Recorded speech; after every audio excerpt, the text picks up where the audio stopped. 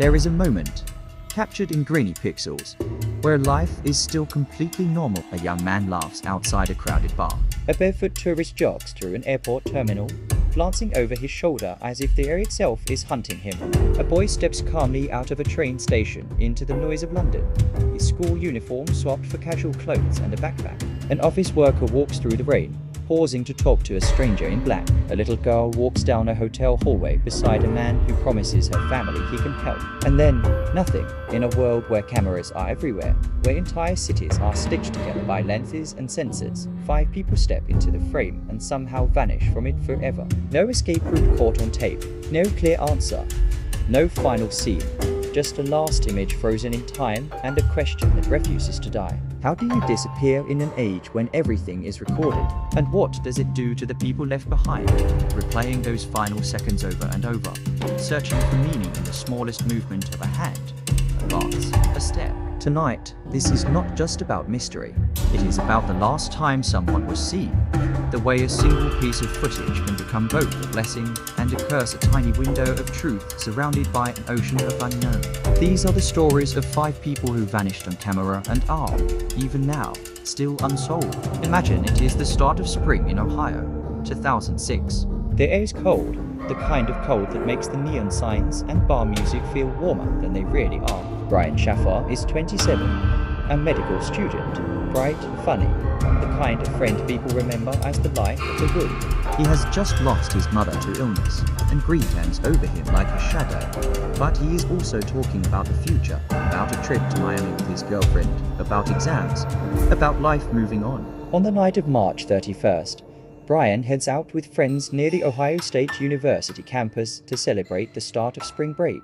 They end the night at a second-floor bar with a strange name, the Ugly Tuna Saloon. There is one main way in and out, an escalator leading up from the street, watched by security cameras. Around 1:55 in the morning, the cameras outside the bar record Brian talking briefly with 2 women at the top of the escalator. He smiles, exchanges a few words, and then turns, walking back toward the entrance of the bar. Security footage shows him going inside. What it never shows is him coming out. That is the conflict at the heart of his story. In a building with cameras watching the entrance, how can someone walk into a bar and never be seen leaving? When Brian's friends assume he went home, no one realizes at first that something impossible has just happened. He doesn't answer calls, doesn't show up for the planned trip, doesn't return to classes or family. He is simply gone. In the days that follow, police go through the surveillance footage frame by frame. They watch every person enter and exit, trying to match faces, clothes, movements. They review footage from nearby bars and businesses, searching for a glimpse of Brian walking home, catching a taxi, doing anything that makes sense. Nothing. Investigators check an emergency exit and loading area, wondering if he slipped out there. But the footage from that camera doesn't show him either. Some suggest that maybe he disguised himself or ducked out in a blind spot. But even those theories strain against the fact that he is never seen on any street camera afterward. His car remains where he left it. His bank account goes untouched. For his father and girlfriend, the footage becomes an obsession. They watch Brian's last known moments repeatedly, trying to find something everyone else missed: a hesitation, a secret, a clue buried in body language. But the video keeps saying the same thing. Brian walks into the bar, and the story just stops. The first question that pulls is deeper. If a man can disappear from a busy bar with one main exit, under the gaze of cameras, what else can slip past us without being seen? Is the problem that the cameras failed, or that we are asking them to see things they never could? Because cameras record light and movement, but they don't record fear, pressure, secrets, or the weight someone is carrying inside. And in the next story, that inner world might be the only thing that explains what happens. Now, the setting shifts to the coast of Bulgaria in the summer of 2014. Golden Sands is a resort area. Cheap beer, crowded beaches, music spilling out of clubs late into the night. A 28-year-old German man named Lars Mittank is on holiday with friends, enjoying his first trip outside his home country. One night, Lars gets into a fight that leaves him with a damaged eardrum. He visits a doctor, is prescribed antibiotics, and his friends say he seems quieter afterward, different somehow. Eventually, They head home as planned, but Lars stays behind, saying he wants to see a doctor again before flying. What happens next is a slow slide into something that, from the outside, looks like pure paranoia. Lars calls his mother and tells her he feels watched, that strange men are following him, that he is afraid for his life. He switches hotels, hides, says he has been running from people who want to kill him. No one else can confirm these threats. To everyone else, these people simply don't exist. On July 8th, Lars goes to Varna Airport with a ticket home. He even calls his mother from the taxi, sounding tired but relieved, asking her to send him some money when he lands. At the airport, he visits the doctor's office to check his ear one last time. And then, something breaks. The security footage in Varna Airport captures the moment Lars suddenly bolts out of the medical office, leaving behind his backpack, wallet, luggage, even his phone. On camera, he runs through the terminal, at the doors, across the car park, and over a fence into a field of tall grass and sunflowers, barefoot, unprepared, as if chased by something only he can see. That is the last confirmed image of Lars Midtag. Bulgarian authorities search the area. His family travels there, pleading for information, showing his face on posters and TV. Online, his airport footage is watched millions of times. He is called the world's most famous missing tourist. But fame does not equal answers. Some people think his behavior was caused by an undiagnosed brain injury or a reaction to medication. Others whisper about criminal involvement, drug trafficking, or something darker in the resort nightlife. His mother has said she believes he was genuinely afraid, that his voice on the phone did not sound like a man inventing threats. Here, the camera does not fail to see him leave. It records his exit in painful detail, but still could not tell us what he thought he was running from, or what happened to him after he vanished into the fields beyond the fence. A different kind of terror.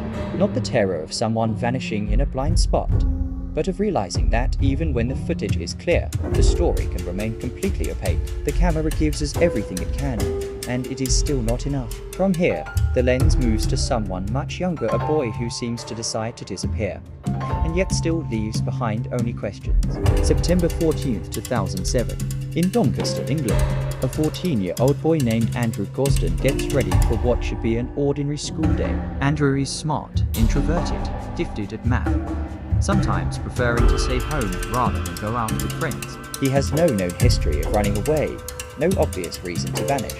That morning, Andrew leaves the house as usual, but he never actually goes to school.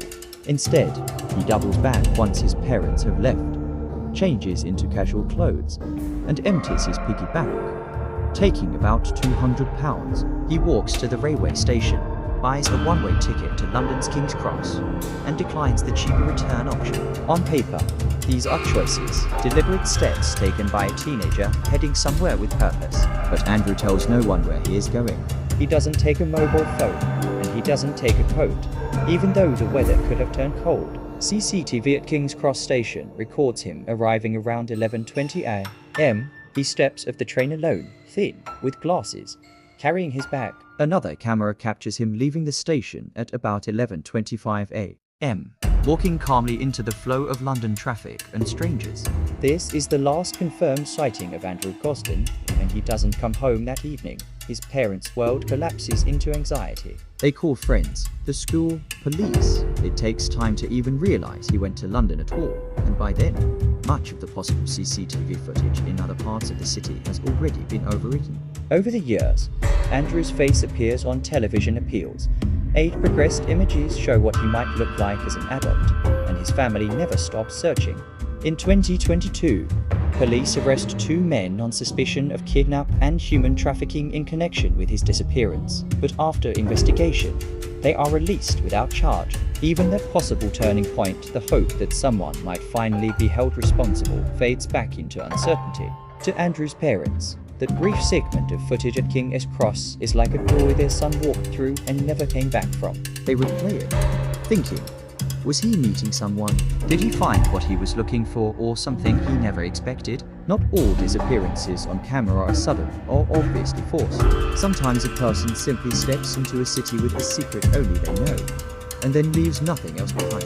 The footage proves that Andrew chose to go to London, but it cannot tell us why, or what happened next. The next story takes us back to an older age, to the year 2000, before smartphones, before social media, but still under the watch of early CCTV. It is a story of a walk home that should have taken 30 minutes and has instead lasted for decades. It is December 8th, 2000, in Dublin, Ireland. Rain falls in sheets, the wind is sharp, and the streets shine with reflections from street lamps and car headlights. 22-year-old IT worker Trevor Dearly leaves his company Christmas party in the early hours of the morning. He has plans, dreams, and a life that, by all accounts, is ordinary in the best possible way. He walks back toward his office building to pick up an umbrella and check on something inside. Outside the gate, a CCTV camera captures him talking briefly to a man dressed in black, standing near the entrance. Trevor unlocks the gate, goes inside, spends a little time there, and then leaves again, heading home on foot in the storm. This unknown man in black becomes one of the central mysteries of the case. Police later release enhanced images of him, hoping someone will recognize the figure seen near Trevor's office and then again near the route Trevor takes home. Years later, investigators say that a man seen following him on one part of the footage has been identified and cleared, but the person Trevor spoke to at the gate remains a person of interest. At 4:14 a.m., another CCTV camera, this time outside a bank on Haddington Road, records Trevor walking past in the driving rain. His steps look steady, his posture relaxed, as if he is just tired and ready for bed. This is the last confirmed image of him. He never makes it home. His disappearance triggers searches of the river, drains, abandoned areas anywhere a person might accidentally fall or be hidden. 16 years later, in 2017, police dig up a 3-acre wooded area based on a tip that Trevor had been murdered by a known criminal and buried there. They find a gun and drugs, but no trace of Trevor. For his family, the footage of his walk through the rain is painful in its normality. There is no sudden sprint, no visible argument, no sign of panic, just a young man on his way home, swallowed slowly by the night and never seen again. The realization that not all missing people look like they are in danger on camera. Sometimes the footage is eerie precisely because nothing appears wrong.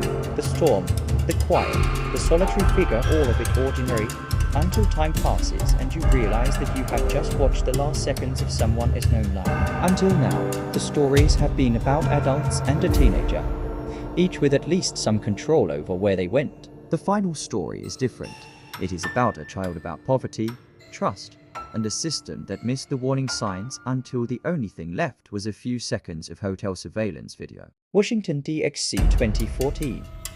8-year-old Relisha Rudd lives with her family in a homeless shelter, a former hospital building not designed for children to grow up in. People who knew her remember her as smart, protective of her younger brothers, a girl who loved reading and math despite everything she was facing. At the shelter, a 51-year-old janitor named Khalil Tatum befriends Relisha and her family. He brings her gifts, takes her on outings, and gains the trust of her mother. On paper, he is an employee of the city's family services. In reality, his felony record burglary, breaking and entering means he should never have been working around vulnerable families at all. Relisha begins missing school. For weeks, her absences are explained with forged doctor's notes, supposedly signed by a Dr. Tatum. A school counselor grows suspicious and calls the number on the notes, only to reach the shelter and learn there is no doctor by that name, only the janitor, Khalil. By the time authorities are alerted, roughly 18 days have passed since anyone outside the family last clearly remembers seeing Relisha. The case shifts from a truancy concern to a possible abduction, and investigators start examining security footage wherever they can find it. In one video, released later to the public, Relisha is seen walking down the hallway of a Holiday Inn Express with Tatum on February 26, 2014. In another, dated March 1st, she is captured entering a room with him at a Days Inn on New York Avenue. This is the last known sighting of Relisha Rudd. Not long after, Tatum's wife is found shot dead in a hotel room. Police search for Tatum, desperate to question him about Relisha's whereabouts. They eventually find him in a park, dead from a self-inflicted gunshot wound. The man who could have answered what happened to Relisha takes his secrets with him. The footage of that little girl walking beside him becomes a haunting symbol not just of one missing child, but of how easy it is for a society to fail its most vulnerable. In the years since, Relisha's case has been called a tragedy of systems, housing, education, social services, all overlapping and yet somehow leaving a child unprotected. Documentaries, podcasts, and advocacy groups keep her name alive. reminding people that she did not simply vanish. She was lost through a series of human decisions and inaction. The sharpest one. Because while the other stories might feel like puzzles, a bar, an airport, a station, a rainy street, Relish's story feels like a mirror held up to all of us. The camera saw her. We all saw her too, eventually. But seeing is not the same as saving. So what connects these 5 stories? Brian in the crowded bar, Lars in the airport, Andrew at King's Cross, Trevor in the Dublin rain, and Relisher in the hotel hallway. On the surface, they are completely different lives in different countries with different circumstances. Yet each is reduced, in the public imagination, to a handful of frames that carry far more emotional weight than they were ever designed to hold. CCTV systems were created for security, for liability, for watching doors and cash registers, not for preserving the last proof of someone's existence. But in each of these cases, that is exactly what they have become. Digital ghosts, endlessly replayed on news segments, YouTube videos, online forums, and in the private grief of families who have nothing else to hold onto. The climax of all of this is not a single revelation, because there is no solved twist waiting at the end. Instead, the turning point is understanding that these stories are not about the failures of cameras, but about the limits of what cameras can ever tell us. They can show us where a person was, what they wore, which direction they walked. They cannot show us the thought that made them turn left instead of right, trust one person instead of another, run instead of stay.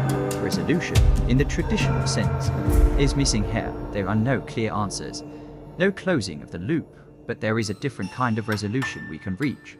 A decision about how we remember them, how we talk about them, and what we do with the unease they leave behind. For the families of Brian Shaffar, Lars Midtank, Andrew Costin, Trevor Dealey, and Relisher Rudd, time has not moved in a straight line. It loops back again and again to those few seconds of footage, to the last time they can see the person they love alive. Every new tip, every lead, every rumor is weighed against those images, as if the truth might one day be revealed by watching closely enough.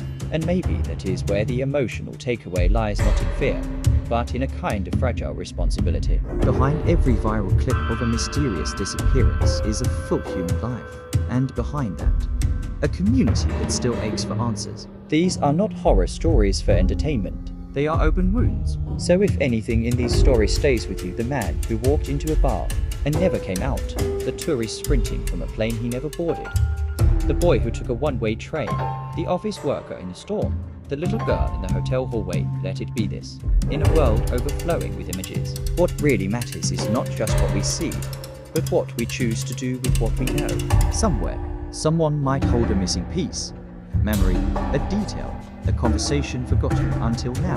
If you live in any of the places mentioned, or if you once crossed paths with people like these, maybe this is your invitation to think back, to pay attention to that feeling in your chest that says, wait, I remember something.